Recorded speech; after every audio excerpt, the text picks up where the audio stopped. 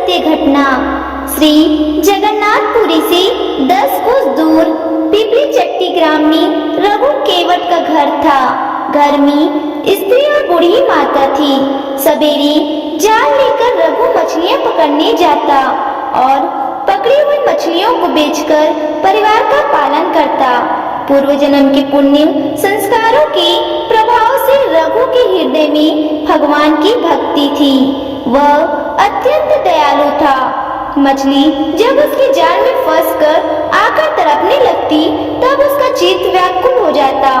उसे अपने कार्य पर ग्लानि होता, परंतु जीवन निर्वाह का दूसरा कोई साधन न होने से वह अपने व्यवसाय को छोड़ नहीं पाता था। रघु ने एक अच्छे गुरु से भिक्षा ले ली थी। गले में तुलसी की कंठी बांध ली थी। सवेरे स्नान करके भगवान नाम का जाप करता था। भागवत सुनना और सत्संग में जाना उसका दैनिक कार्य हो गया था। इस सब से उसका अंतःकरण धीरे धीरे शुद्ध हो गया। जीव मात्र में भगवान विराजमान है, यह बात उसकी समझ में आने लगी। जीव हिंसा से उसे अब तीव्र विरक्ति हो गई।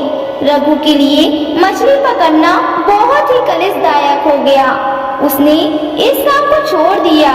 कुछ दिन तो घर के संचित अन्न से काम चल रहा, पर संचय था यह कितना उपवास होने लगा। घर में तातरी तातरी मच गई। पेट की ज्वाला तथा माता और स्त्री के तिरस्कार से व्याकुल होकर रघु फिर जाल उठाना पड़ा। वह स्वयं तो भूखे से प्राण दे सकता था, पर वृद्धा माता और पत्नी का कष्ट उससे सहा नहीं जाता था। पछताता भगवान से प्रार्थना करता। मछली की स्वर्ण एक दिन वह तालाब पर गया। जाल डालने पर एक बड़ी सी लाल मछली उसमें आई और जल से निकलने पर तड़पने लगी। रघु का हृदय छटपटा उठा। उसे स्मरण आया कि सभी जीव में भगवान है। उस तड़पती मछली में स्पष्ट उसे भगवान प्रतीत होने लगे।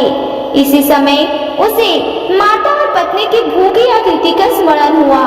दुखी व्याकुल रघु ने मछली को जाल से निकालकर पकड़ा और कहने लगा, मत्स्य रूपधारी हरि, मेरे दुख की बात सुनो। तुम्ही ने मुझे धीवर बनाया है। जीवों को मारकर पेट भरने के सिवा और कोई दूसरा उपाय मैं जीवन निर्वाह कर नहीं जानता। इससे तुमको मारने के लिए मैं विवश हूँ। तुम हरि हो या और कोई, आज मेरे हाथ से बचकर नहीं जा सकते। रघु ने दोनों हाथों से जोर से मछली का मुंह पकड़ा और उसे फाड़ने लगा। सहसा मछली के भीतर से स्पष्ट शब्द आया, रक्षा कर नारायण, रक्षा कर। रघु चकित हो गया। उसका हृदय आनंद से भर गया। मछली को लेकर वह वन की ओर भागा। वहाँ पर्वत से बहुत से झरने गिरते थे। उन झरनों ने अनेक जल कुंड बना दिए थे। रघु ने एक कुंड में मछली डाल दी। रघु भूल गया वह कई दिन से भूखा है। भूल गया कि घर में माता तथा स्त्री उसकी प्रतीक्षा करती होंगी। वह तो कुंड के पास बैठ गया। उसके नेत्रों से 2 झरने गिरने लगे। वह भरे कंठ से कहने लगा, मछली के भीतर से मुझे तुम्हें नारायण नाम सुनाया। अब तुम दर्शन क्यों नहीं देते? तुम्हारा स्वर इतना मधुर है तो तुम्हारी छवि कितनी सुंदर होगी। मैं तुम्हारा दर्शन पाए बिना अब यहाँ से नहीं उठूंगा। ब्राह्मण वेश में भगवान रघु को वहाँ बैठे बैठे 3 दिन हो गए। वह नारायण नारायण रट लगाया था। नारायण में तन्मय था। एक बूंद जल तक उसके मुंह में नहीं गया। फिर दिन और रात का उसे पता ही नहीं था। भक्ति की सदा खोज खबर रखने वाले भगवान ने एक वृद्ध ब्राह्मण के वेश में वहाँ आए और पूछने लगे, अरे तपस्वी, तू कौन है? तू इस निरंजन वन में क्यों आया? कब से बैठा है यहाँ? तेरा नाम क्या है? रघु का ध्यान टूटा। उसने ब्राह्मण को प्रणाम करके कहा, महाराज, मैं कोई भी हूँ। आपको मुझसे क्या प्रयोजन है? बातें करने से मेरे काम में विघ्न पड़ता है। आप पधारे। ब्राह्मण ने तनिक हंसकर कहा, मैं तो चला जाऊंगा, पर तू सोच तो सही कि मछली भी कहीं मनुष्य की बोली बोल सकती है। तुझे भ्रम हो गया है। जब कुछ उस मछली में ही नहीं है, तब तुझे किसके दर्शन होंगे? तू यहाँ व्यर्थ क्यों बैठा है? घर चला जा। रघु तो ब्राह्मण की बात सुनकर चौंक पड़ा। उसने समझ लिया कि मछली बात जानने वाले ये सर्वज्ञ मेरे प्रभु ही हैं। वह बोला, भगवान, जब जीवों में परमात्मा ही है यह बात मैं जानता हूँ। मछली के शरीर में से वे ही बोलने वाली है। मैं बड़ा पापी हूँ, जीवों की हत्या की मैंने। क्या इसी से आप मेरी परीक्षा ले रहे हैं? आप ही तो नारायण हैं। आप प्रकट होकर मुझे दर्शन क्यों नहीं देते? मुझे क्यों तरसा रहे हैं नाथ? चतुर्भुज रूप में दर्शन भक्त की प्रेम भरी प्रार्थना सुनकर कृपा सागर प्रभु अपनी दिव्य चतुर्भुज रूप में प्रकट हो गए। रघु तो एकाटक देखता रह गया उस लावण्य राशि को। वह आंसू बहाता हुआ प्रभु के चरणों में लौटने लगा। भगवान ने उसे भक्ति का आशीर्वाद देकर और भी वर मांगने को कहा। रघु ने हाथ जोड़कर कहा, प्रभु, आपको दर्शन हो गए और आपने भजन का आशीर्वाद दे दिया, फिर अब मांगने को क्या रहा? परंतु आपकी आज्ञा है तो मैं छोटी सी वस्तु मांगता हूँ। जाति से धीवर हूँ। मछली मानना मेरा पृथक स्वभाव है। मैं यही वरदान मांगता हूँ कि मेरा यह स्वभाव छूट जाए। पेट के लिए भी मैं कभी हिंसा न करूँ। अंत समय में मेरी जीभ आपका नाम रटती रहे और आपका दर्शन करते हुए मेरा प्राण निकले। भगवान ने रघु पर हाथ रखकर तथास्तु कहा और अंतर्धन हो गए। रघु वचन सिद्ध महात्मा भगवान का दर्शन पाकर रघु संपूर्ण बदल गया। वह भगवान नाम के कीर्तन करता हुआ घर आया। गांव के लोगों ने उसे धिक्कारा कि माता और स्त्री को निराधार छोड़कर वह भाग गया था। दया करके गांव के जमींदार ने बेचारी स्त्रियों के लिए अन्न का प्रबंध कर दिया था। रघु ने इसे भगवान की दया ही मानी। यदि वह घर पर रहता तो जमींदार या कोई भी एक चट्टाक अन्न देने वाला नहीं था। अब वह प्राप्त शौच स्नानादि से निवृत्त होकर भगवान का भजन करता और फिर कीर्तन करता हुआ गांव में घूमता। बिना मांगे ही लोग उसे बुलाकर अनेक पदार्थ देते। इस प्रकार अनायास उसका तथा परिवार का पालन पोषण होने लगा। उसकी माता तथा स्त्री भी अब भजन में लग गई। रघु अब भजन के प्रभाव से पूरा साधु हो गया। दिन रात उसका मन भगवान में लगा था। वह नाम कीर्तन करते करते बेसुध हो जाता था। अब रघु की स्थिति ऐसी हो गई कि उनके मुख से जो निकल जाता वही सत्य हो जाता। वे वचन सिद्ध महात्मा माने जाने लगे। दूर दूर से नाना प्रकार की कामना वाले स्त्री पुरुषों की भीड़ आने लगी। रघु इस पंचक से घबरा गए। मान प्रतिष्ठा उन्हें वेश्य लगती थी।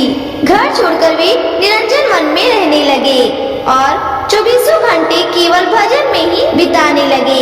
एक दिन रघु को लगा कि मानो नीलाचल नाथ श्री जगन्नाथ जी उनसे भोजन मांग रहे हैं। इससे उन्हें बड़ा आनंद हुआ। भोजन सामग्री कर उन्होंने कुटिया का द्वार बंद कर लिया। भक्त के बुलाते ही भाव के भूखे श्री जगन्नाथ प्रकट हो गए और रघु के हाथ से भोजन करने लगे। भोग मंडप में दर्पण उधर उसी समय नीलाचल में श्री जगन्नाथ जी के भोगंड में पुजारी ने नाना प्रकार के पकवान सजाए। श्री जगन्नाथ जी के मंदिर में भोग मंडप अलग है।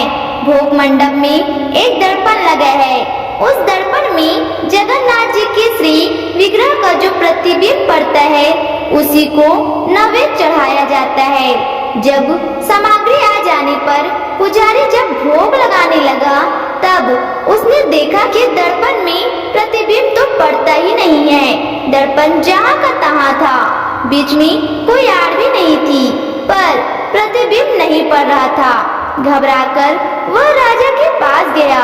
उसने कहा, महाराज, नैवेद्य में कुछ दोष होना चाहिए। श्री जगन्नाथ स्वामी उसे स्वीकार नहीं कर रहे हैं। अब क्या किया जाए? श्रद्धालु राजा ने स्वयं देखा कि दर्पण में प्रभु का प्रतिबिंब नहीं पड़ता। उन्हें बड़ा दुख हुआ। वे कहने लगे, पता नहीं मुझसे क्या अपराध हो गया है कि मेरी सामग्री से अर्पित भोग प्रभु स्वीकार नहीं करते। मुझसे कोई अपराध हुआ हो तो प्रायश्चित करने को मैं तैयार हूँ। स्वप्न राजा प्रार्थना करते हुए दुखी होकर भगवान की गरुड़ पास जाकर भूमि पर ही लेट गए। भगवान की लीला से लेटते ही उन्हें त्रंदा आ गई। उन्होंने स्वप्न में देखा कि प्रभु कह रहे हैं, राजा तेरा कोई अपराध नहीं, तू दुखी मत हो, मैं नीलाचल में था ही नहीं। तब प्रतिबिंब किसका पड़ता? मैं तो इस समय पिपली चट्टी ग्राम में अपने भक्त रघु केवट की झोपड़ी में बैठा उसके हाथ से भोजन कर रहा हूँ। वह जब तक नहीं छोड़ता मैं यहाँ आकर तेरा नैवेद्य कैसे स्वीकार कर सकता हूँ?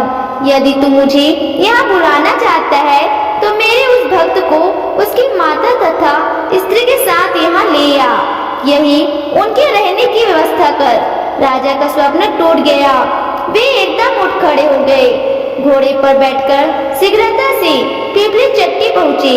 पूछ-पाछ कर रघु केवट की झोपड़ी का पता लगाया। जब कई बार पुकारने पर भी द्वार न खुला, तब द्वार बल लगाकर स्वयं खोला उन्होंने। कुटिया का दृश्य देखते ही वे मूर्ति की भांति हो गए। रोमांचिक शरीर रघु सामने भोजन रखे किसी को ग्रास दे रहा है। रघु दिखता है, अन्न दिखता है, ग्रास दिखता है, पर ग्रास लेने वाला मुख नहीं दिखता। राजा चुपचाप खड़े रहे। वह अज्ञात मुख तो जिसे कृपा करके वह दिखाना चाहे वही बड़भागे देख सकता है। सहसा प्रभु अंतर्धान हो गए। रघु जल से निकाली मछली की जल्दी ठीक हो जाए। जिस दिन वे पूरी तरह से ठीक होते हैं उस दिन जगन्नाथ यात्रा निकलती है, जिसके दर्शन हेतु असंख्य भक्त उमड़ते हैं। खुद पे तकलीफ लेकर अपने भक्तों का जीवन सुखमय बनाए, ऐसे तो सिर्फ मेरे भगवान ही हो सकते हैं। जय जगन्नाथ जी। तो दोस्तों, कैसी लगी आपको हमारी यह जानकारी? कमेंट करके जरूर बताएं। और अगर आपको ये हमारी जानकारी अच्छी लगी हो तो वीडियो को लाइक और चैनल को सब्सक्राइब करना बिल्कुल भी ना भूलें। अगली बार हम फिर मिलेंगे खास वीडियो एंड टॉपिक के साथ। जब तक के लिए बहुत बहुत धन्यवाद।